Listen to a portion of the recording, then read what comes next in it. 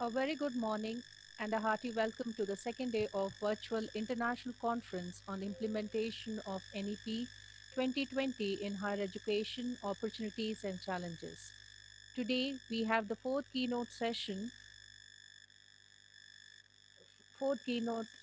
on Move with Times.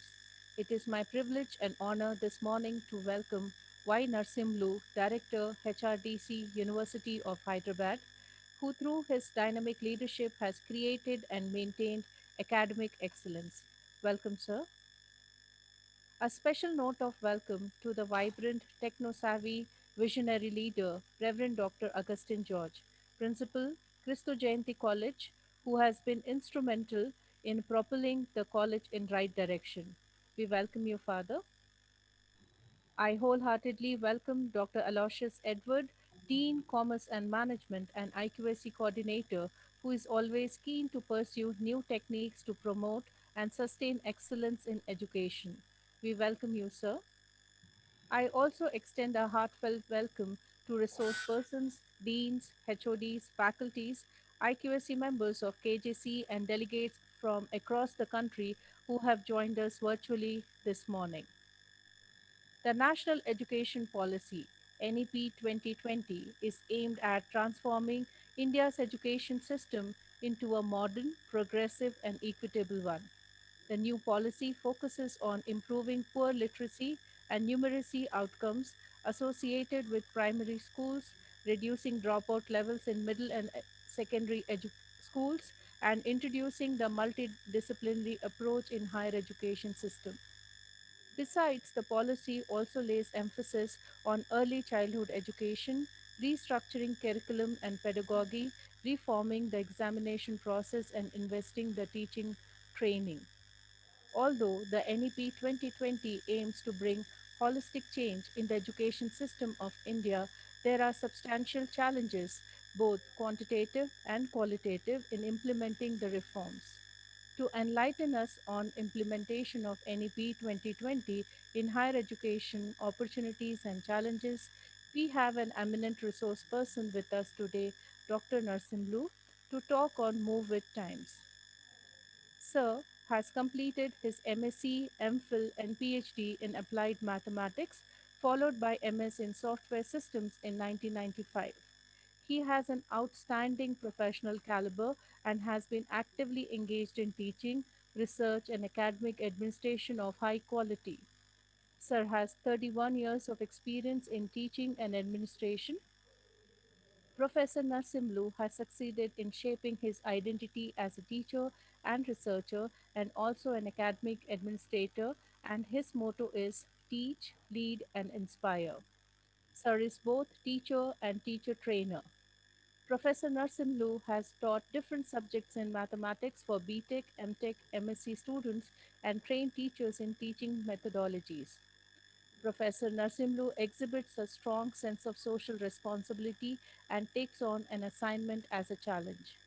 The various responsible positions as former Vice Chancellor, Rayalaseema University, Kurnool, former Pro Vice Chancellor, Central University of Orissa, Koraput, former Registrar, University of Hyderabad, former Deputy Secretary, UGC, New Delhi, to name a few, testify his proactive capabilities as a leader.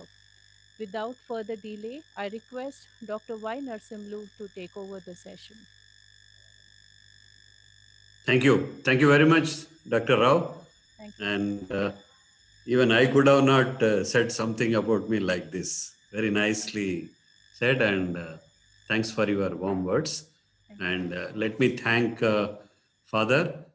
And I always feel that I am still in your college campus during my visit, and I remember the kind of hospitality that I got from you, and always remember you several times for that. And thanks to the opportunity that is given to me and Dr. Aloysius and all the faculty members of Kristu Jayanti. On behalf of HRDC University of Hyderabad and on my own behalf, I appreciate all of you for taking this initiative to create some awareness how to implement NEP 2020. It is not the job of government or policymakers or UGC alone which can do. Every one of us should take part in this, uh, which will result in the form of making this country as a developed nation very soon. One of the very important parameters. I often feel that I should not say thanks to COVID, but it has given us an opportunity. I always look at that way, that people started thinking about online programs. Otherwise, we would have not interacted like this, is it not? We would have never thought in our lives. But it has given an opportunity. Also, the people started talking in terms of online education, online resources, online contents, online transfer, online certificates, all these things, this terminology and our language also has changed. And this is the beginning. And we should make use this particular COVID-19 pandemic situation as an opportunity to transform ourselves. We are all undergoing a different kind of experiences. Right from morning, we start washing our hands cleanly, sanitize wherever we go, and wearing a mask, and all take all kinds of precautions. And also, many of our transactions are taking place through online, even communication or talking to people, anything. I mean, the common man's language today is you transfer, you post this message, you share, give me a missed call, or what do you call, send me photos through WhatsApp, or send me the link, I'll join online. This is the kind of language that we are all using. Why I'm giving this introduction? When we are experiencing such changes in our daily lives, it is also possible and it is also essential in education too. We should not dissociate these two things, personal lives, personal experiences versus professional life and professional experiences. They are also equally impacted.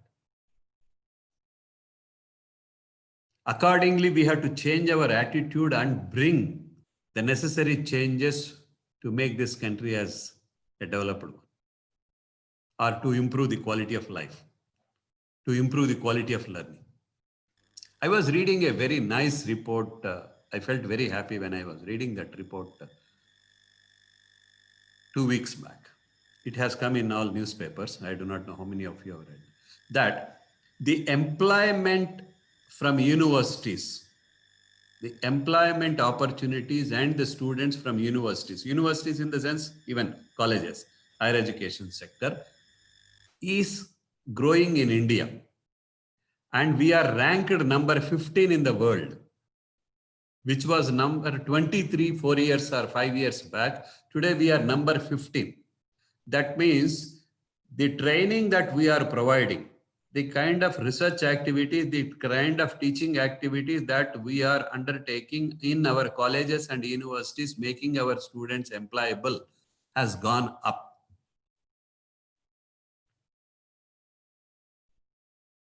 Naturally, the expectations of the parents would go up.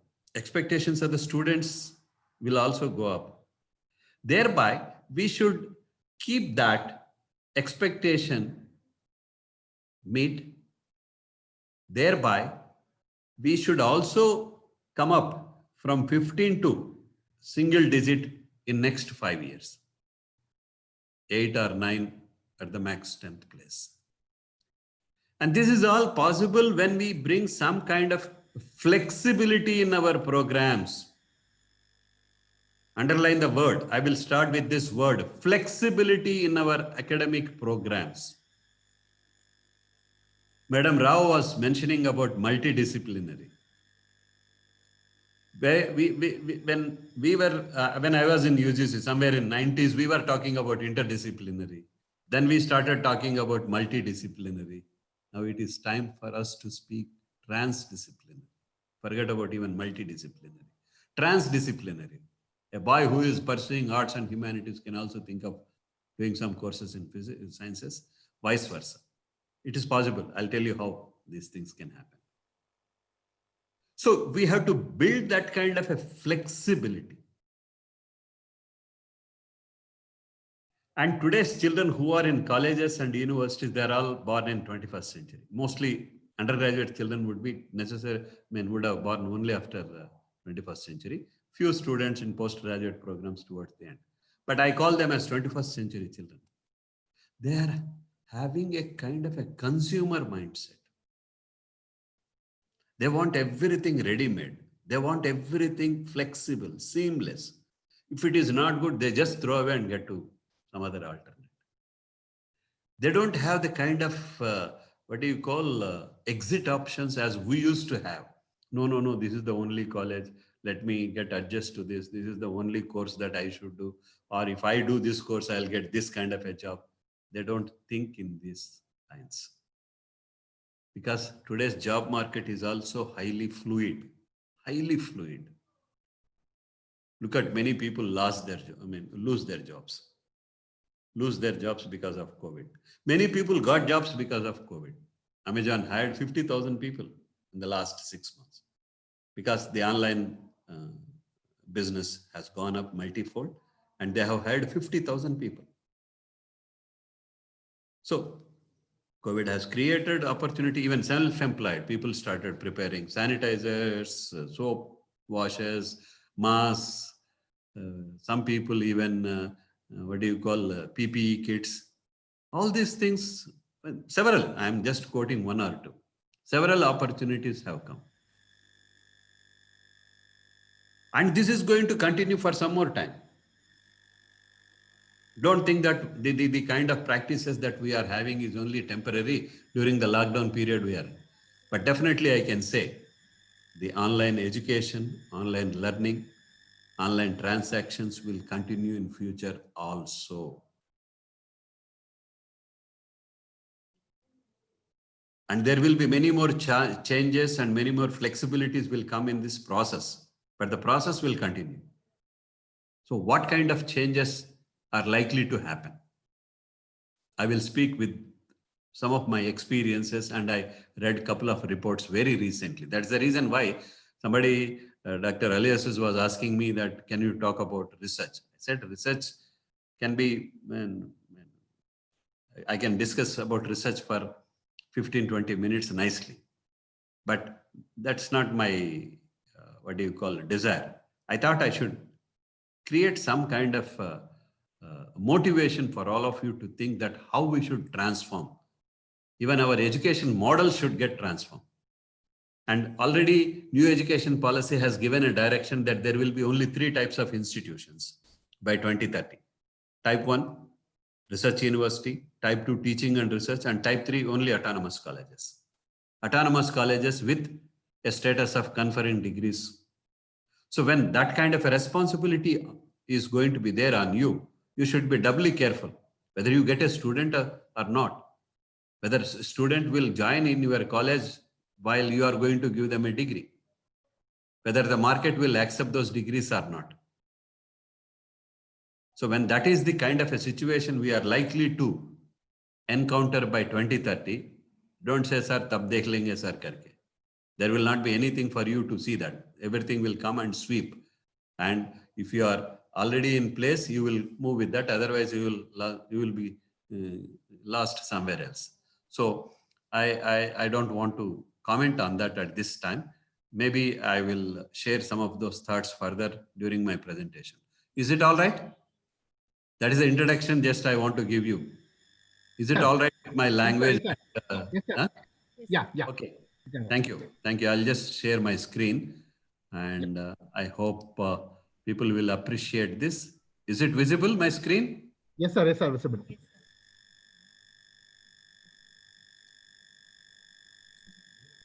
Move with the times. I just read one very good article in Hindu couple of months back. And then I have added some of my thoughts into this and I will share with you that how educational systems of the future will be. You cannot think of having same BA, history, economics, political science, BSc, mathematics, physics, chemistry, botany, zoology, chemistry models. People will not be appreciating. They say that when a boy want to have an education, good undergraduate education, and if he or she gets a job, I can say 70% of the children will stop education after graduation. This is my experience. Already several Western nations, including Australia, people are not coming even for postgraduate education. Only those focused students, 30% focused students wants to pursue masters, do PhD, go for teaching or take research as career. They will come. We welcome them. But majority of the students, close to 70%, they look for very strong undergraduate education. That's why even new education policy talked about 4 years also. Somewhere we have to think about good alternative inventive models which can constantly upgrade and upscale. It will not happen very easily. Very easily. It has some challenges, like there should be a possibility for continuous learning. Continuous learning, when I say, it's not for students alone, for teachers also. Student-led demand. Underline this, student-led demand. Students will demand you more courses or choice of courses. Skills, not degrees, and new academic models. What are they? We'll see. The new thinking that should go in continuous learning, that today's children who are coming into higher education, when they go out after completing their education, they are entering into a society where fourth industrial revolution is in big transformation. We are all now in fourth industrial revolution, which we call it as digital revolution. Every job is associated with digital technology. You name anything, today it is associated with digital technology, whether you agree or not agree. Some teachers may say that, "Nice, sir, I teach only Kannada or I teach only Hindi. I don't require." Even for you to teach Kannada effectively or Hindi effectively, you have to have some digital inputs. And it will further grow. Underline this word. It will further grow in an unanticipated way, very rapidly. 2010, how you were. 2010, how you were.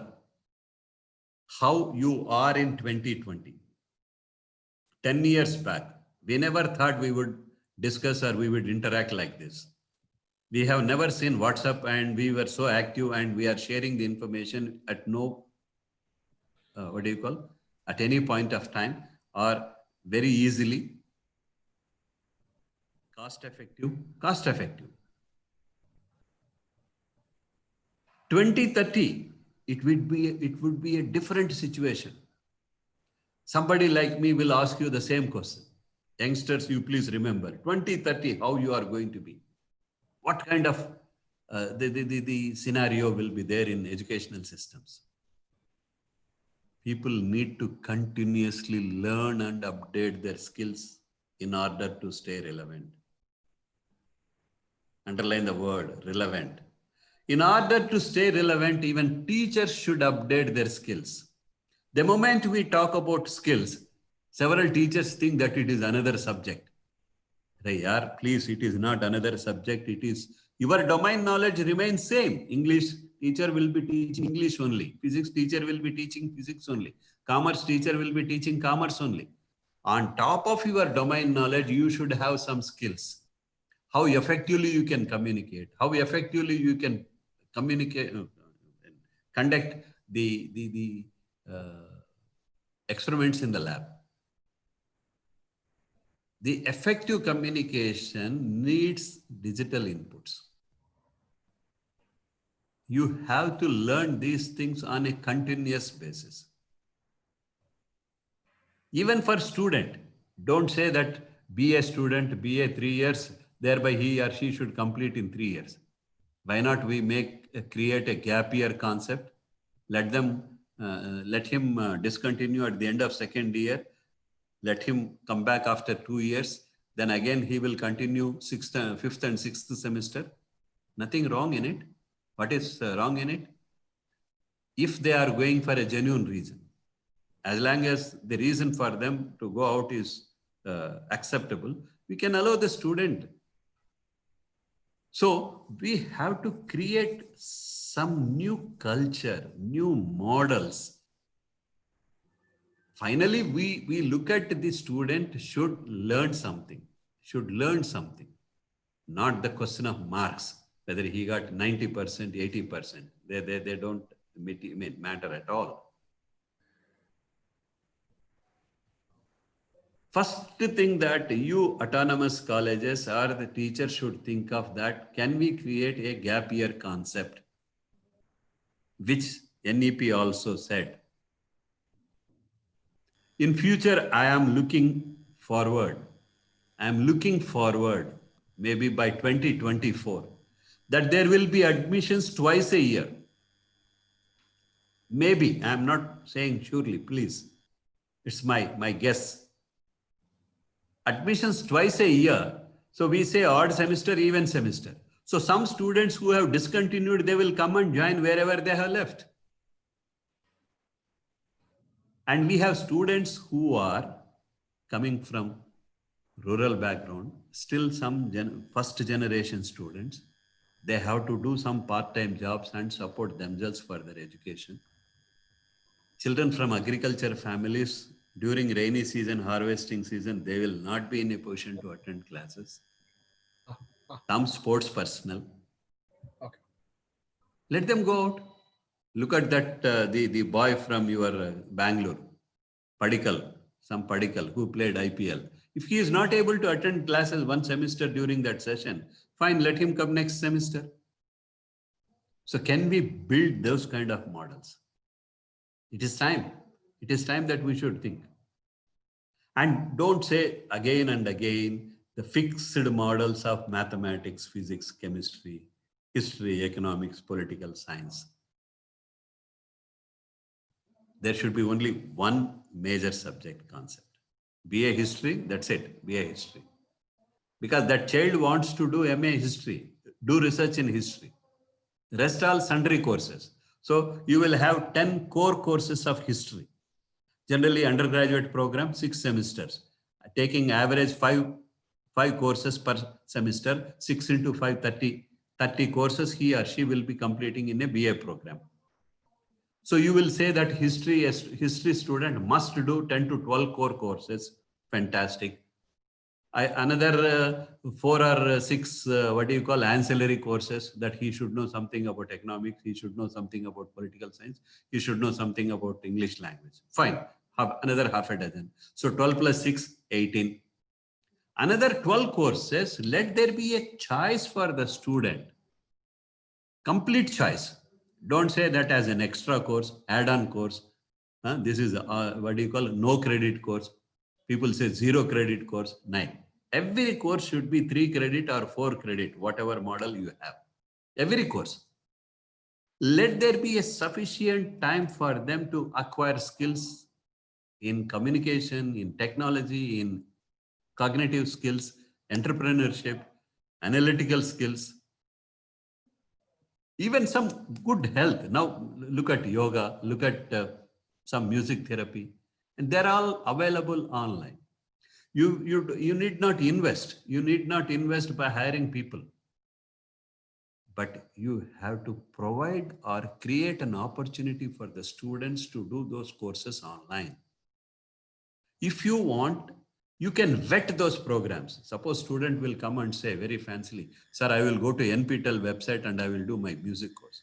A teacher who is in charge of that program can see what is the contents of NPTEL, or ask the students to download, or you can see looking at the NPTEL website. Swayam, there is a course on yoga. I know pretty well. If somebody, you can see the contents. Nothing wrong in it. Somewhere we have to create this flexibility, because many jobs require substantial interaction with technology. Substantial, underline this word.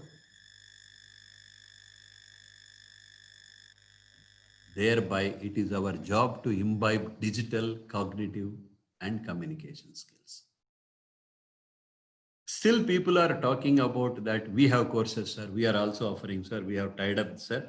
After 5 o'clock, we'll do 9.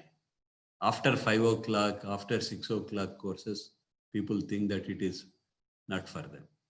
It should be common and compulsory for all the students. Think about this. What all I am saying, you sit after this seminar, you yourself think about this. Is it necessary that students should pursue knowledge in all 3 subjects at undergraduate level? We are overburdening them. There is a serious talk going across the country that 40% of the syllabus should be slashed at undergraduate level. Majority of the postgraduate programs are repetitive in nature. And those who are very focused, they will come. They will come. They will do some bridge courses there if necessary. We as teachers, we think always that we should teach. We only should teach. They don't know anything. Thereby, I should go and teach. And I should conduct a test and the student should pass the exam. Why do you think like that? Today's children, they learn themselves. May not be all today. May not be all. It will start with 30%. 2020, it will start with 30% of the children, they learn on their own. By 2022, you will see that will go up to 40%. By 2024, it will go to 50%, 60%. Gradually, over a period of 5 years, you will see that it will touch 80 to 90%. This is going to happen. And that change has already started in India. It is there already in Western countries. In India, it has already started. And there is some institutions which are creating some big impact in higher education in India. And the others should not be left behind. So it is for you to think in these lines. Bring that kind of a flexibility. Why should you bring flexibility? Because there is a demand from the students. There is going to be a big demand. Already UGC has created some opportunity for on-demand examination. Many people are yet to implement this, but some people have started doing this. The moment students are aware of this, then they will ask. And the new demand is for the choice of the programs. You know what is NEP, New Education Policy set?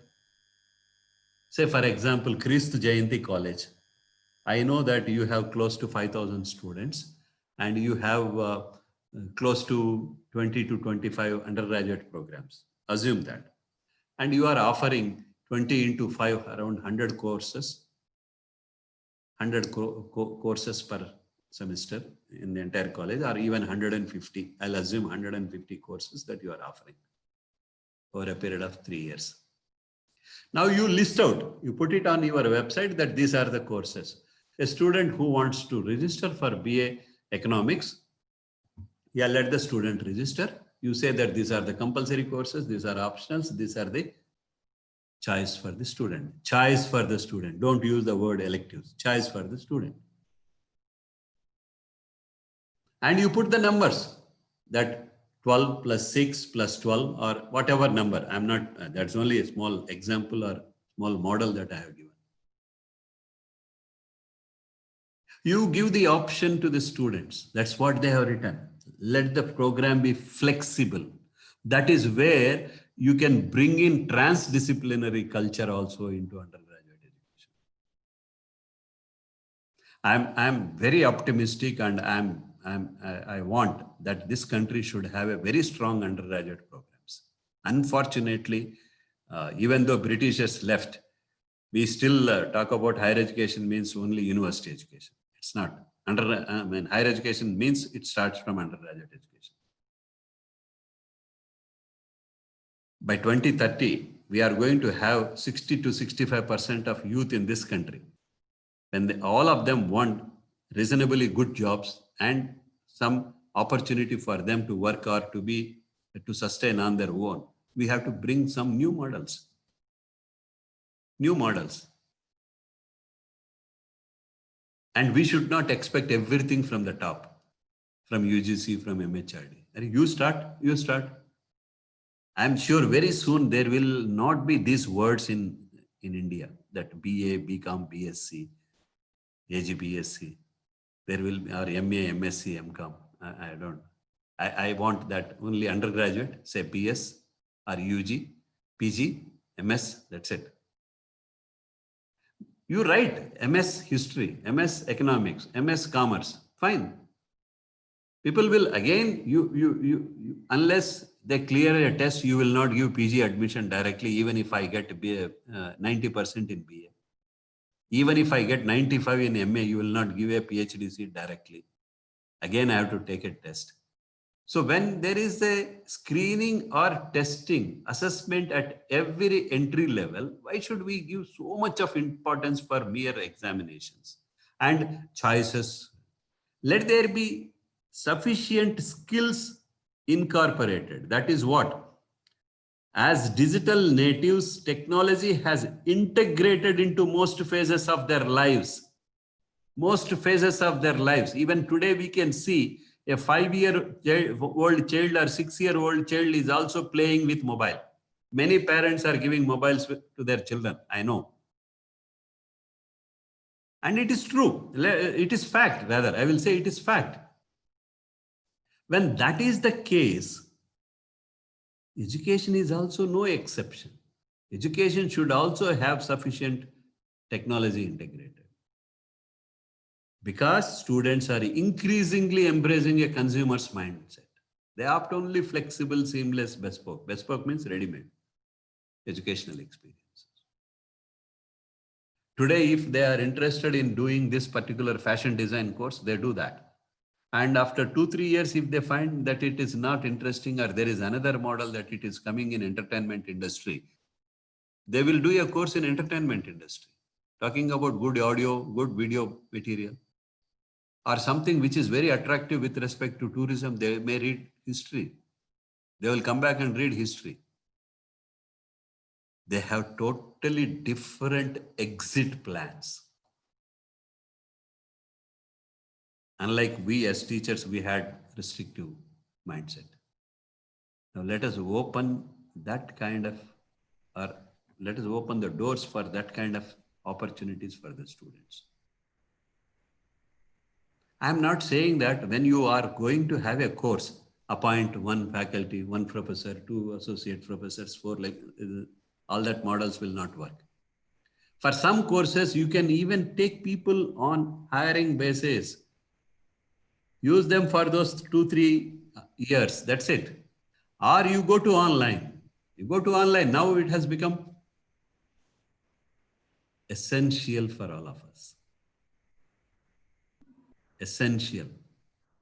I do not know whether you will understand that word essential. UGC has given a circular in 2018 requesting all the educational institutes to offer at least 20% of the courses online. Those days they have not used the word online, they have used the word MOOCs. Many institutions neglected that communication. Only 5-10% of the people allowed their students. Majority of the students, again, in institutions allowed other MOOC courses, mostly from Coursera, edX, or from some foreign universities. Exactly after 2 years, June 2020, you must have received a communication. UGC has directed the universities and colleges, underline the word directed. UGC has directed universities and colleges to allow their students to take courses from SWAYAM, and the credits that they have earned should be transferred to their programs. So there is a direction from from UGC. All of you must follow. If your student do a course in Swayam, you have to give them credits, whatever they have earned for their undergraduate. Now you wait another 2 years, 2022. UGC will insist, underline the word, UGC will insist that institutions should allow their student and also offer online courses.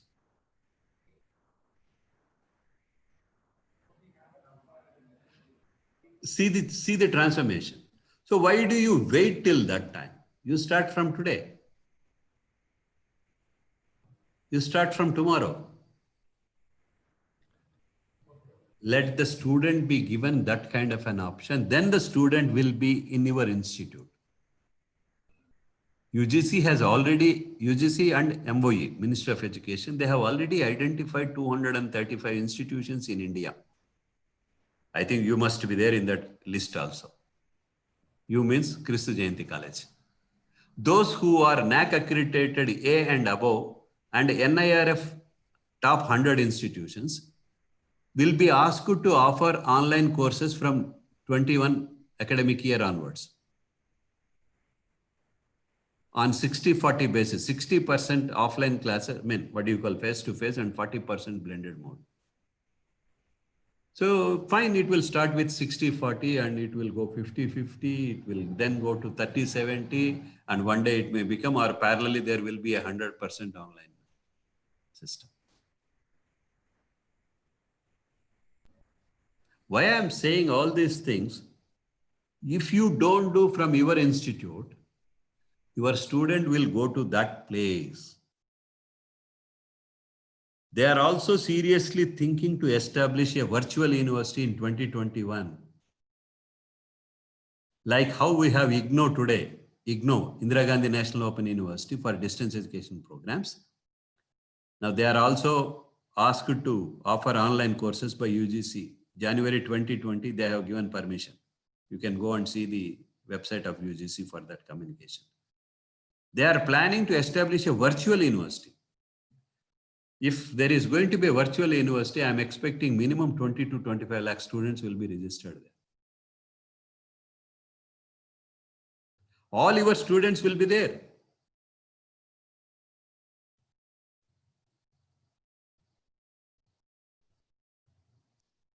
So there will be a student's demand. Let us understand the requirement. The Gen Z, Gen Z means new generation. They have totally different concept in their mind. Everything should be ready-made to them. So we should plan such a program. Then today, the jobs are linked with skills. There are 7 technologies, 7 or 8 technologies which are called as disruptive technologies. Excuse me, sir. People who want to know more about this, when you go back home, open Google, type disruptive technologies and Google. You will find a very good article on this. Sir, Excuse me, sir. Yes. sir, Your PPT. slide is not moving. It is standby. Oh, is it? Yeah, Yes, yeah, sir. yeah. You can. Is it now? Skill not decrease? No, not No, moving, sir. sir. It's stuck. You can. No. That means it must have stopped presentation. Yeah, you can close Okay. it, and once again you What can. I'll do is, yes. Once again you can share the screen. Yeah. Screen. Go to share. Yeah. Is it all right now? No, sir. No, sir. Your Zoom slide is has not coming. come. Bottom. Okay. 1 minute. Yeah.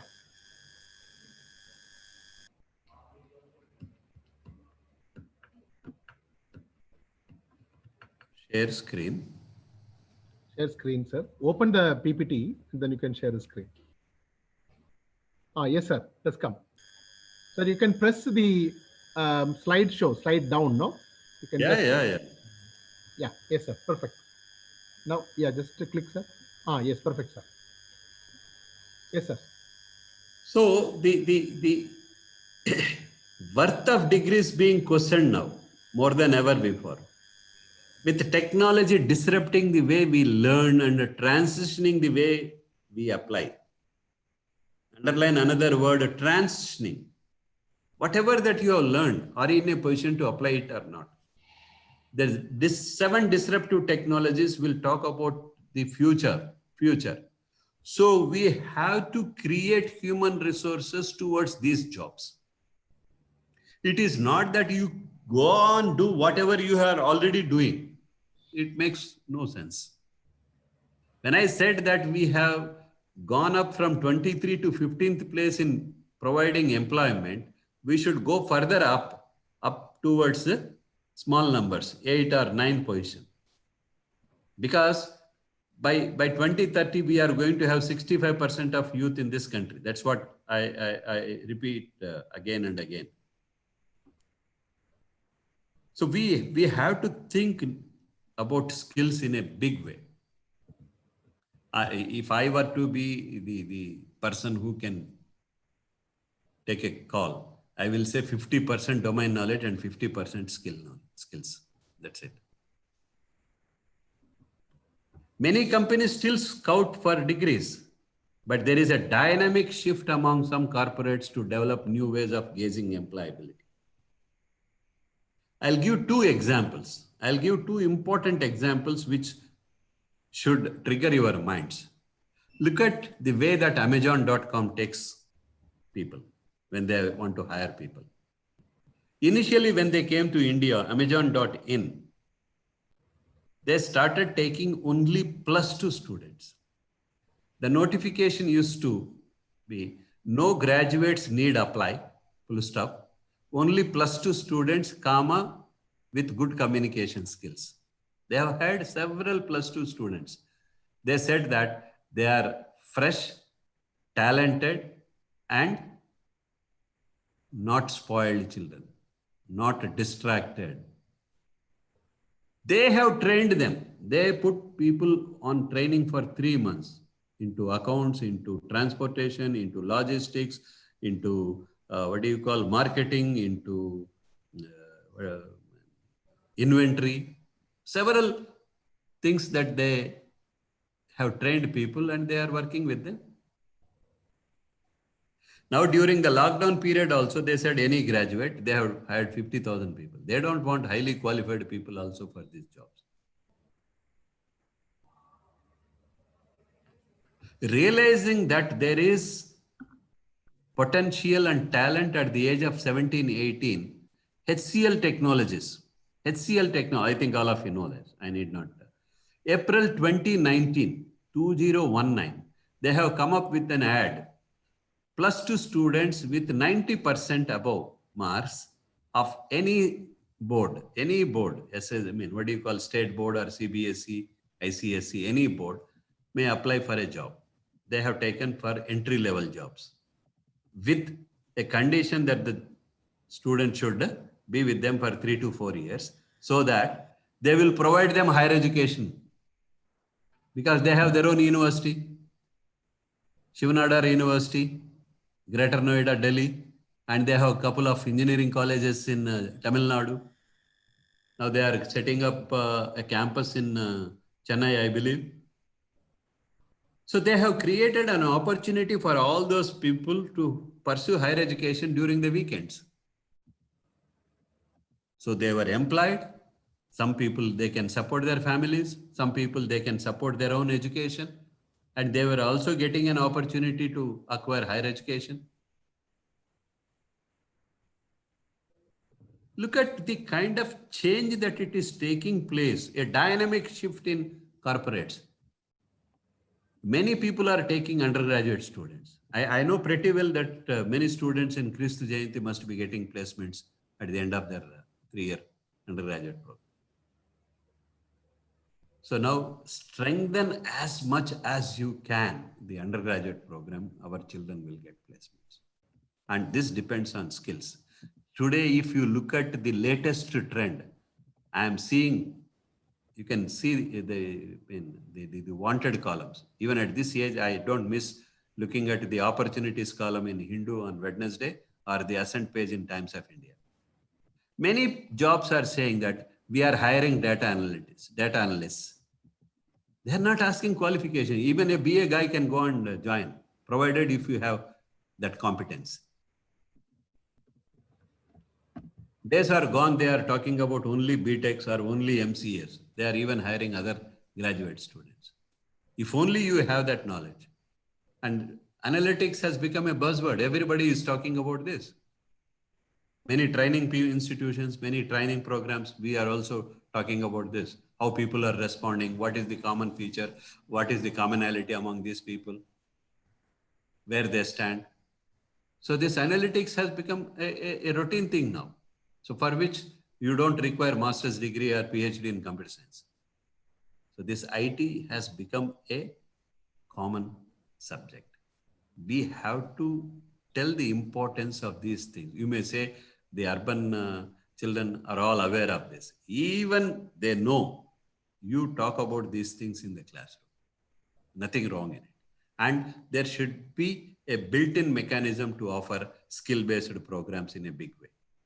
That is where you should have new academic models. The future higher education landscape almost certainly include disruptive new entrants. The children are very, very disruptive. Today, he may join your BA program. You cannot expect him to continue that BA program next year.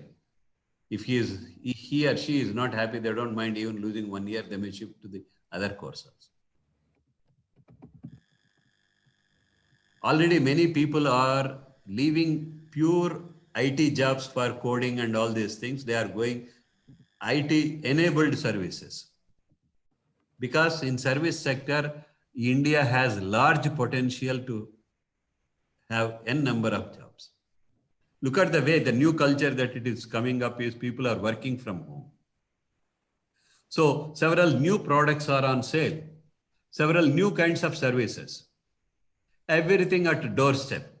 You want anything, we are there. You need not come out, you need not worry about COVID, or you need not worry about the environment or traffic. We are there to help you. Look at that urban clap, you see. Every service A to Z, even Amazon means A to Z. Urban clap, they are also coming up with a big range of services. Who are all those people? Our own children. Look at that Ola, Uber. One software created lakhs of jobs. At least in Hyderabad, I can say many graduates and postgraduates are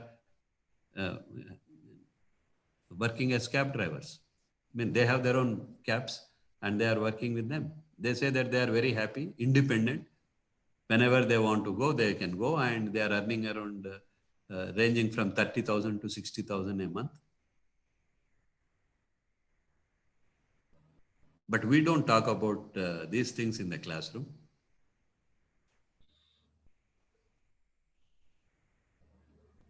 Somewhere down the line, you have to introduce new and alternative approach that deliver better on the evolving expectations.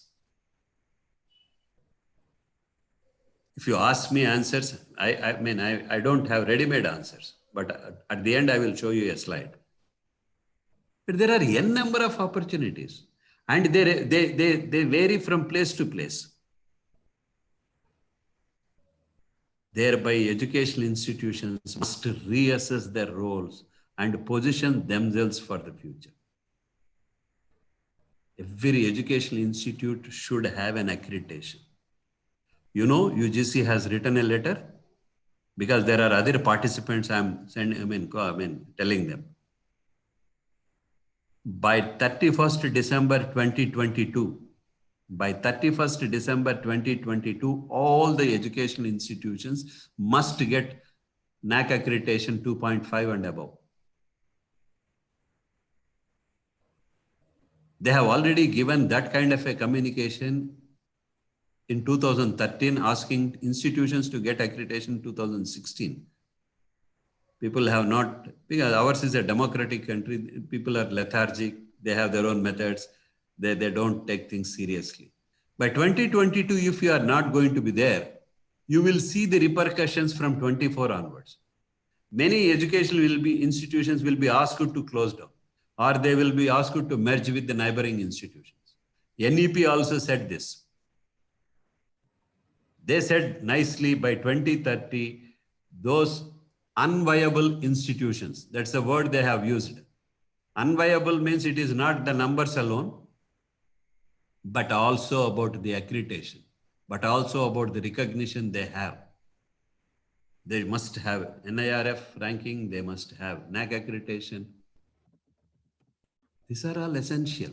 And people, if they pretend ignorance, or if they think Hindustan में कुछ नहीं होएगा, देखेंगे तब क्या होता है करके, if you are waiting for things to happen, things will do happen, but it is not as per your expectations.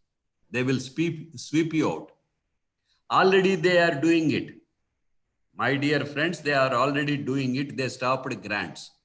They stopped grants for all those institutions which are not having NAC accreditation. Many people may not be knowing this. Many state universities are not getting any support. They stopped development grants after 12th plan. Did any university make a noise in front of UGC office? No. To the best of my knowledge, in the last 1 decade, nobody made any in the last 7 years.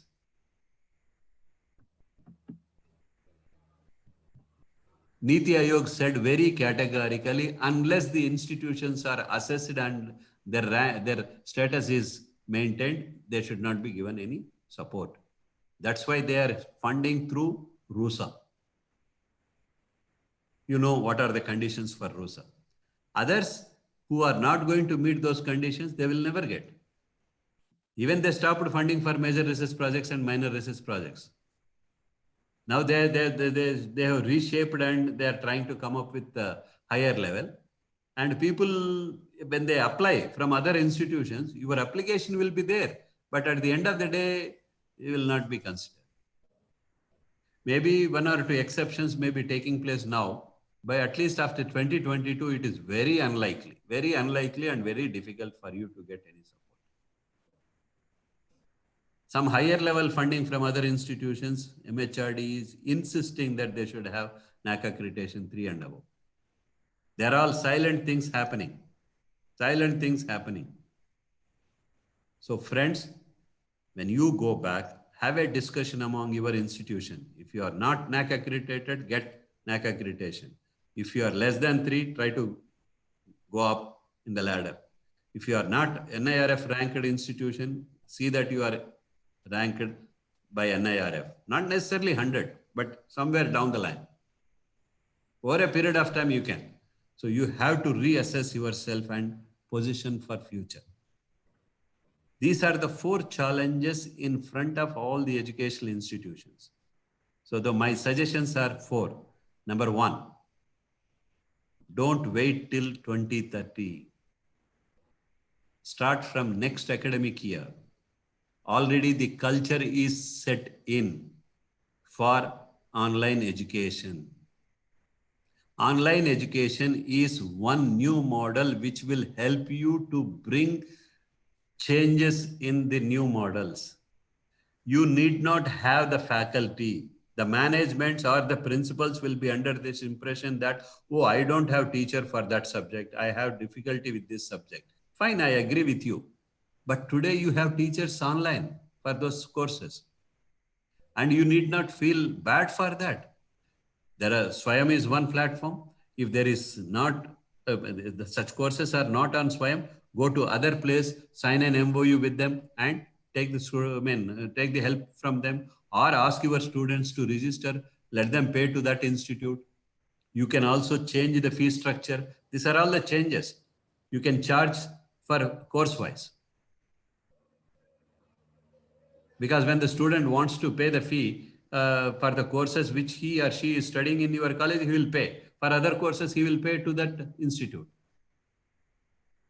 So the online education is the solution for this kind of changes. We may get several solutions in future, but as of now, online education is one Such. Don't think that online education is there for the lockdown period. It is going to be there for future. This is the reason why I'm saying.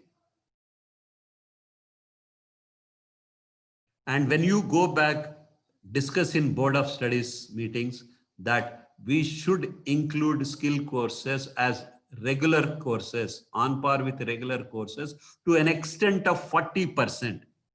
40%. I'll tell you, your courses will become more popular. Still, we have some, what do you call, conservative teachers. No, no, no, no, we cannot do this. 20% is more, 10% is enough. I know. I'm saying from my end, 40%. You at least start with 20%, I'm glad.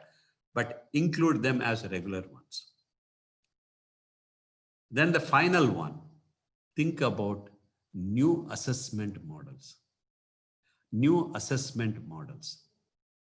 This 2080 internal exam, end exam. I think we should do away with this present examination system. UGC is working on it. Unfortunately, they are taking too long a time on this. Very soon we will get the guidelines. Very soon means it may take another 1 year. That's what. By 2022, we will be having some new models. But my suggestion to all those autonomous institutions, please do away with this. Only continuous assessment of the student. Teacher is the right person to assess a student.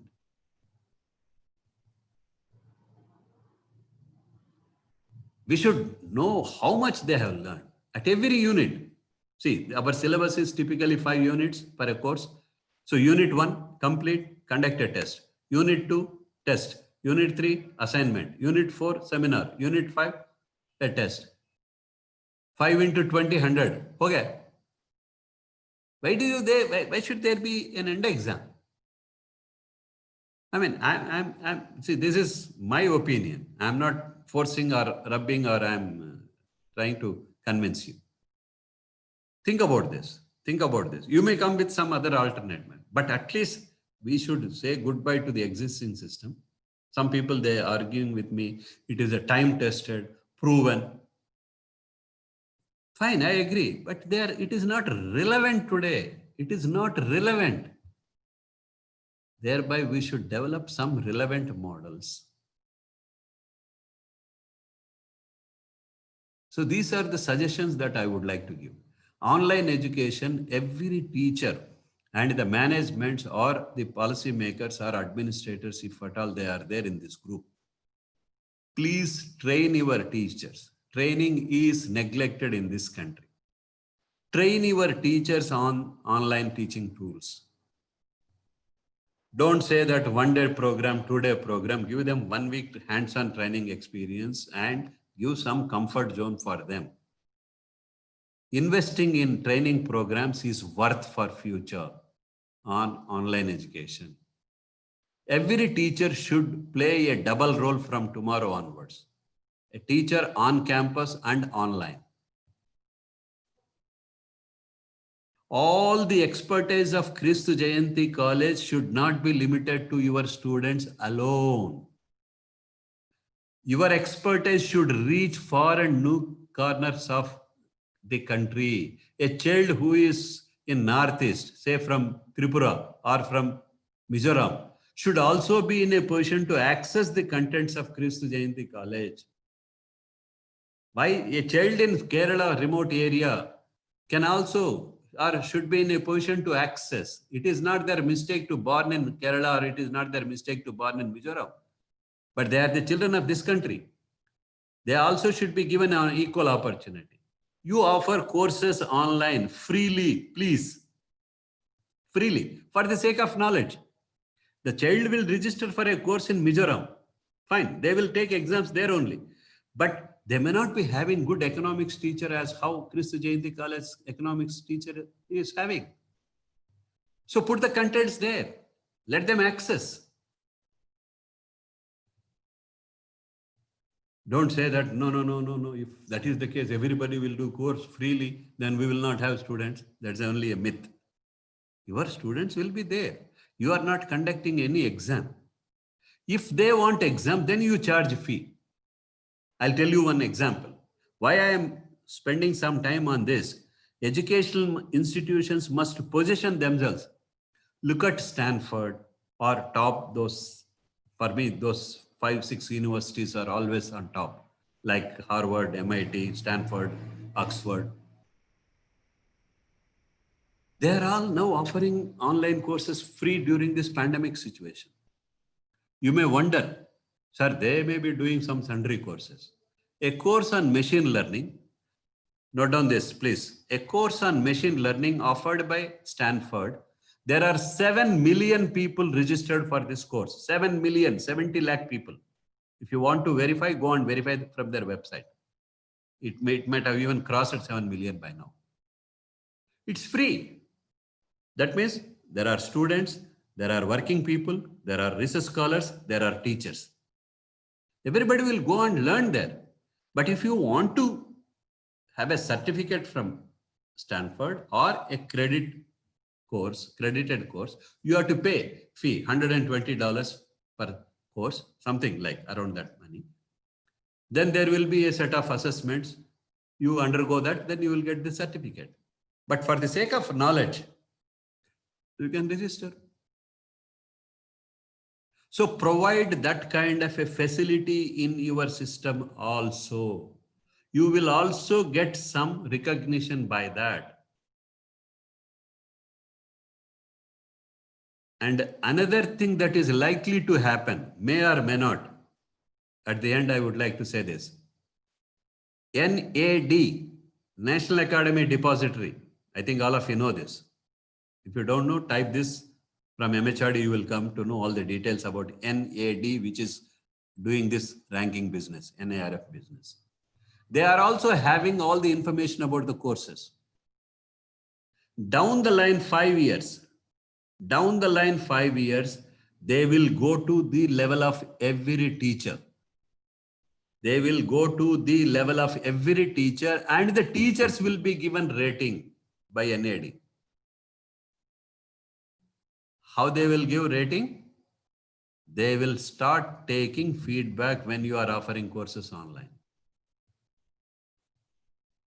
Then the teacher will be given 5-star rating, 4-star rating, 3.5, 4.5, 4.15.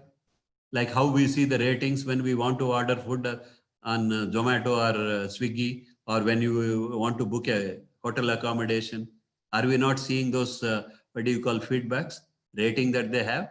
Similarly, the teachers will also be given rating. I mean, that's only some discussion took place. I mean, may or may not be. But that is the kind of a situation where the teachers will be there, where the courses will be rated like that, and the students will demand. Then the student will register, oh, if I don't get in Christ Jayanti, I'll go to Mount Carmel in Bangalore, and there I will do a course. If I don't get something in some other institute in this thing, I'll go to Christ Jayanti. So that is the kind of a cafeteria models are likely to come, and you should develop those kind of models. That is what new education policy said categorically. Strengthen undergraduate education. That's why they have suggested 4-year model. Exactly. I'm looking for that kind of a situation. You don't require masters for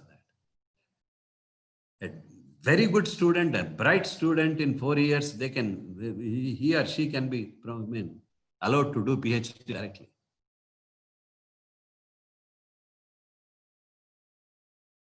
So think about this kind of models. Remove those physical boundaries from your minds, that this is my college, these are all bona fide students, only these people should do. Anybody. There was another interesting article last week I was reading. COVID-19 pandemic situation gives another opportunity to internationalize our education models. This is the last thing that I would like to say again. Is it not an opportunity for us to go internationally? A good course that I am offering in communication, A good course, Bennett University, Delhi, they say that they are very good in content writing in their BA journalism course. So can we offer that online for anybody? People from all over the world will register for that course. Why Stanford alone should have 7 million people for machine learning? Why not for, what do you call your Reva University in Bangalore? Why not for your, what do you call Bangalore University? We should open up these kind of opportunities. It is not only students, the popularity will also go up. Today, all of you must be coming to know about Stanford, their courses. Some people will definitely go back and see whether this fellow said is correct or not. I will be very glad if you see, and if there is anything wrong, let me know. Anything wrong. So think about these models and come out with new. I will take some, I don't want to this. See, the online education is a must. Is a must. Thereby, you must equip yourself. These are the tools that you should have. Google tools, complete knowledge of Google tools. A good understanding of how to search OERs on the web. Then how to develop contents and develop through MOOCs. MOOCs is an LMS, that's it. The MOOCs is a program, an LMS can be used, either a WebEx or Moodle. I give weightage 50% for Google tools. They are called as OTT now, online teaching tools. See how people are creating or naming them. OERs another 25%, MOOCs another 25%. You are a 100% teacher online. And it is essential for all the teachers. And what kind of trends that you will see? I was reading a report in the month of July. One of the software companies in Hyderabad, they have published this. 5 tech trends to watch in 2020 and beyond.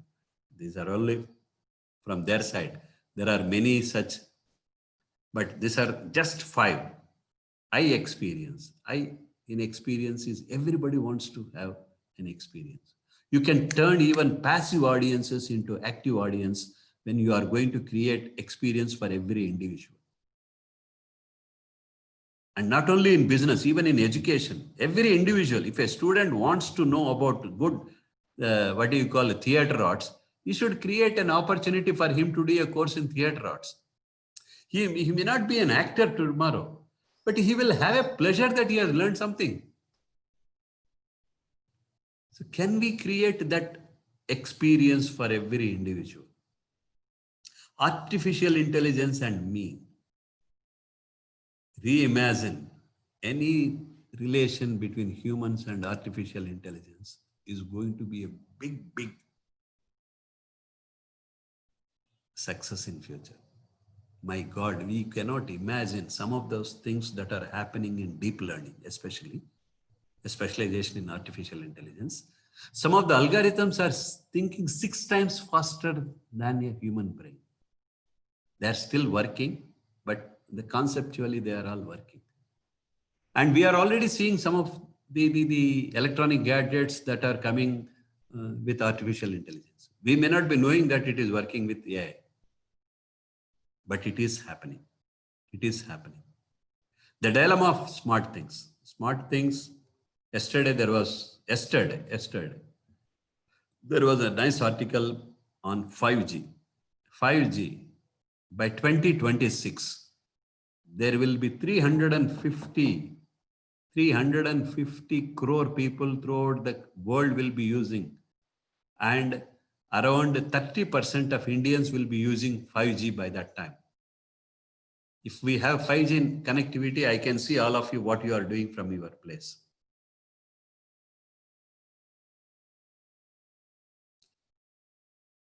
And IoT is another thing that it is going to come up. What I am trying to say here, they are all going to create opportunities to create an unprecedented level of relationship.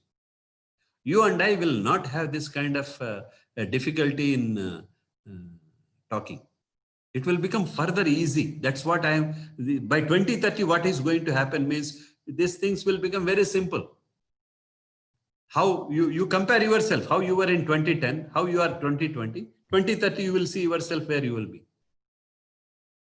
You will be seeing robots in the wildest guess. I am sure by 2030, every one of you will be having a robot at your home. Take it my word. Like how you have a refrigerator and television at home, you will have a small robot at your place. It will be doing some sundry jobs. You may get wonder what this man is talking nonsense. It may be a nonsense today, but it is going to happen. Already DRDO is planning to man the borders, Indian borders by robots by 2024. There is a serious mission going on. Places like Siachen where the temperatures are -40, why should humans suffer there? So they will put robots there. And you know how once you program, even with the smallest knives, they will fire the other side. Innovation, whatever you do, there should be some innovation. It should become DNA of your life, DNA of your activity, DNA of your thinking. Build such capabilities. This is for teachers, for students, for researchers, even managements. Think always something new. Create that kind of an ecosystem. Then you will see the growth. These are the future skills. This slide is for you. For you in the sense, all undergraduate colleges people don't think that there are no jobs. When Big Basket, Reliance Fresh, blah, blah, blah, these fellows are sending MBA graduates to agriculture farms to talk to the farmers and get the agriculture products directly. Why not we talk about these things? When the children are coming from rural areas and the agriculture families, you can tell them that how they can process the things and they can sell them directly for a better price. Still, farmers look at that the way the farmers are doing dharnas in Delhi today. There are jobs in agri-business sector, and agriculture will be there even after, I mean, forever. So as long as that agriculture is there, there is a business and there is a business model. And look at the kind of change that it is. Organic farming, organic foods. Encourage your children that they also should think about this. What kind of agriculture products that they can produce and they can market. Commerce teachers can spend their time on this kind of things. Financial services. This is eternal. Look at the way that the banks are coming with new models of SBI during Diwali season. They said that they will give loans to buy for what do you call to meet the expenses of the festival, the Diwali and Dasara. If they do online business, look at the way offers. If they do online business through Amazon, they will give some discount. Several models are coming up, you must be knowing. Talk these things, encourage your children to go and work in these areas or associate with these activities. Healthcare, COVID-19, even otherwise, we have large population. As long as population is there, there will be health problems. One of the very, what do you call, fundamental thing that we should have, healthcare system, n number of jobs, logistics, new models are coming up. Look at the way that IRCTC is coming with new models. Look at that Airbnb. Look at that, what do you call? Voyo people have created housing problem, housing facility.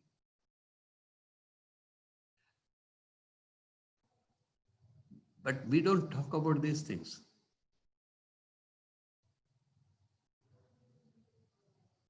somewhere we have to open up our minds also. Retail sector. When I was reading the report from McKinsey in 1996, 97, we were laughing at it. क्या यार इतना business होता है क्या India में retail market में? Look at 20 years after, every city has hundreds of malls. The entire retail market is in the form of malls now. Every street will have half a dozen malls. India's largest, Asia's largest, city's largest, and we also take pride in taking our friends and relatives to a particular mall. These kind of opportunities are there in retail sector. You can talk n number of hours. Not only cities, even towns and semi-rural areas are also having these opportunities. And then travel and tourism. Maybe during lockdown period, it is slightly low, but it will again pick up and it is going to be there. So next 10 years, they are expecting that these 6 areas will have n number of opportunities. So what is the way forward? What is the way forward? For us to implement NEP, we have to reimagine the future with digital technology. And don't expect AICT will tell you, UGC will tell you. First of all, there is a serious thinking. They will be merged very soon. These regulatory bodies should be, NEP also said that there should be minimum. That's why many things we are seeing that you upload this page, you upload this, they are not asking any physical, physical visits will be. So, will not be there. So we have to be on our own. There will be more and more freedom will be given to the educational institutions. That's the reason why I'm saying you take things into your hand and reassess yourself. Digital adoption by different enterprises in India so far been uneven. It is true that many elite people used ICT, they are up. Many people still in India not able to have good net connectivity, net computing facilities, still they are lying low. But now, if they are addressed well, the matter is in front of Niti Aayog. Several people have represented this, right? You also can make a resolution from this seminar that the government of India should invest in digital infrastructure as a recommendation. That's it. You are not making any dharna there. Write a nice letter to Secretary Education MOE, Secretary University Grants Commission, that colleges and universities should be provided better connectivity in this way, should be supported to develop digital infrastructure. Nothing wrong in it. COVID-19 pandemic has forever changed our experiences, also our attitudes and behaviors. So thereby, we have to change our attitude and be ready for tomorrow. This is what I would like to say, and big thank you. A big thank you. Thank you very Thank you, much, sir. sir. Thank you. If you want any question, next 5 minutes for you. I request Chat- the Yeah, chat participants. questions are there. You can read questions, ma'am. Sure, sir. Sir, first question is from Lakshmi Narayana. Sir would like to ask, what is the expected role of Rehabilitation Council of India to take care of special education? See, it is for them to design. See, that is what I'm rehabilitation. There are certain, what do you call, well-defined models. Let them continue. And the opportunities or the facilities, they are better people to know about this rather than we are talking about those things. So let them come out with some models. At the end of the day, any activity that we are doing should should yield a result. So that is my point. I cannot go beyond this to talk about RCI because I don't know much about RCI and their activity. Yeah. Any other questions? What is the expected rehabilitation? As India is agriculture, what are your practical suggestions to improve the sector in the NEP. Sector will be there, sir.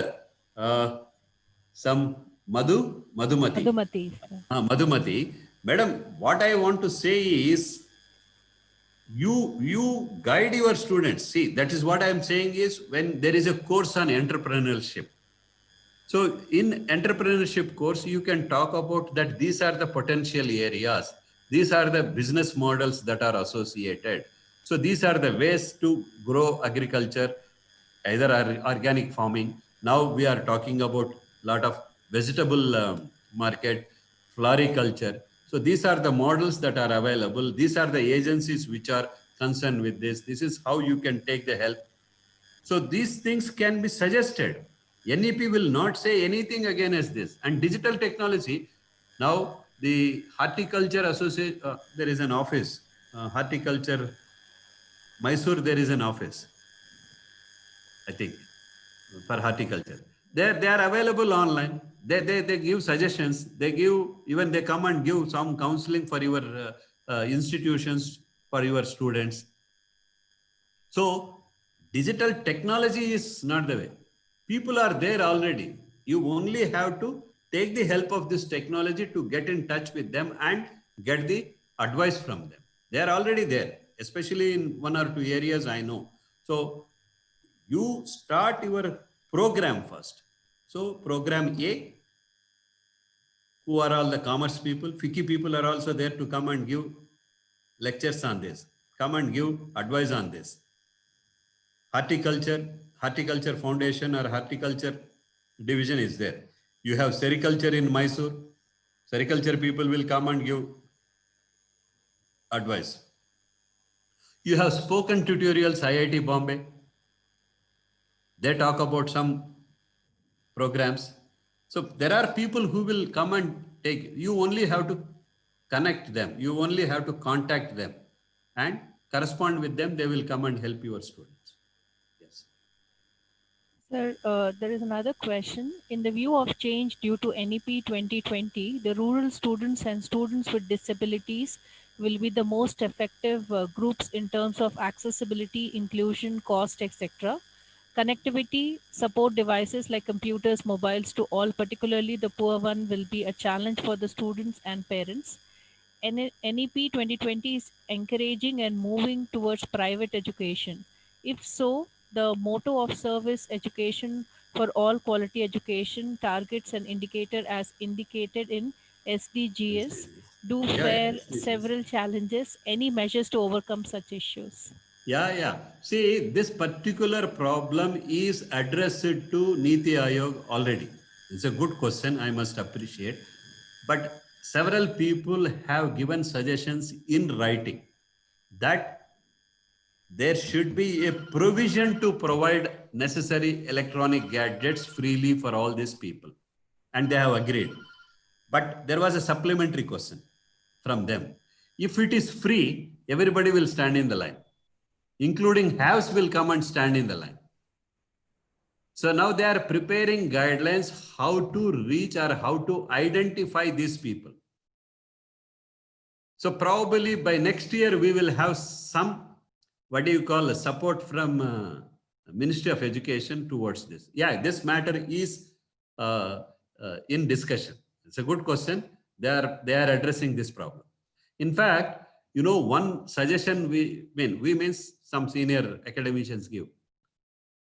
While giving fellowship or scholarship for this kind of children, can there be a provision for that net connectivity? You remember that 199 rupees, you get 1 GB data, or 299, something like Jio and Airtel people are.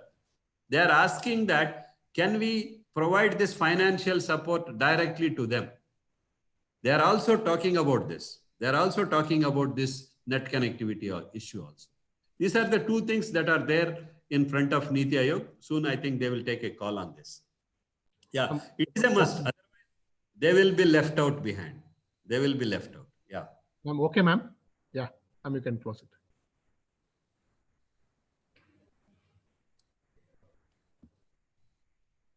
Ma'am, you're muted, ma'am. Yeah.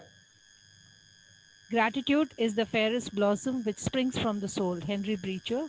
I would like to extend our sincere gratitude to our resource person, Dr. Y. Narsimlu, on the behalf of Christa Jayanti College and the academic fraternity for gracing this occasion and for being a resource person for this session. Thank you, sir, for that enriching session highlighting opportunities and challenges in implementation on NEP 2020 through coming out with the strategies for helping students acquire skill sets needed for their successful careers. And teachers should learn, unlearn, and relearn and play a dual role online and off campus. Thank you, sir. Welcome. I would like I, I would like to extend my heartfelt gratitude to Reverend Dr. Augustine George, Principal, Christo Jayanti College, for inspiring and supporting us in all our endeavors. Thank you, Father. I would also like to extend my heartfelt gratitude to Dr. Aloysius Edward, Dean, Faculty of Commerce and Management and IQSC Coordinator, for your dynamic sense of leadership and support. Thank you, sir. A special note of thanks for coordinators for this conference, Professor Annie Stephen, Professor Jimin, and Dr. Chalaraj for their sincere efforts. A heartfelt gratitude to the delegates from across the country who have joined us virtually. Thank you, one and all. Thank you, sir. Thank you very much. Thank you very much, ma'am. Thank you. Thank you very much, sir. Thank you very much. All of you request you to open your video so that we can take a gallery photo. Yeah.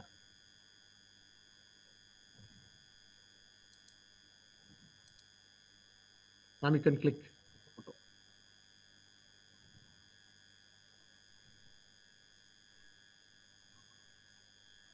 Yes, sir. Thank you. Thank you very much, sir. Thank you very much. We'll keep in touch with you. Thank you, sir. Thank you. Thank you, sir. Thank you. Excellent, sir. Excellent session. Thank you. Participants, kindly note the next session will be at 2 p.m.